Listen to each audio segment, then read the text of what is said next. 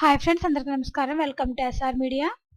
బైక్ను ఢీకొన్న నటుడు రఘుబాబు కారు బీఆర్ఎస్ నేత మృతి. దానికి సంబంధించిన డీటెయిల్స్లోకి వెళ్లే ముందు ఈ వీడియో కనుక మీకు నచ్చినట్లయితే లైక్ చేయండి, షేర్ చేయండి, అలాగే మన ఛానల్ సబ్స్క్రైబ్ చేసుకోండి.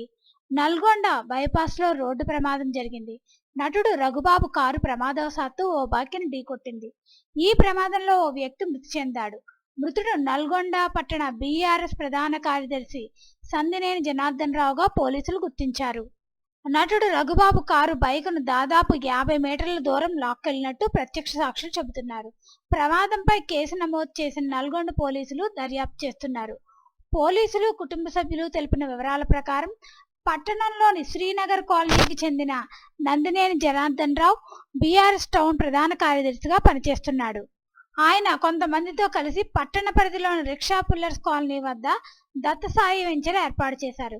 ప్రతిరోజు మధ్యాహ్నం సమయంలో వెంచర్ వద్దకు వెళ్లి వస్తుండేవాడు.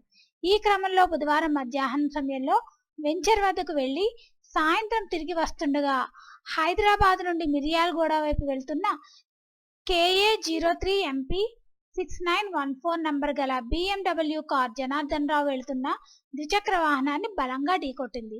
ఈ ప్రమాదంలో జనార్దన్ రావుకు తీవ్ర గాయాలు, స్పాట్లోనే మృతి చెందాడు. మృతుని భార్య నాగమణి కంప్లైంట్ మేరకు పోలీసులు కేసు నమోదు చేసి దర్యాప్తు చేశారు.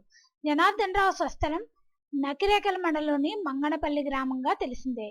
జనార్దన్ రావు భార్య నాగమణి, కుమార్తె, తనయుడు ఉన్నారు. అయితే ప్రమాదం అనంతరం రఘుబాబుతో స్థానికులు మాట్లాడిన వీడియో వైరల్ గా మారింది.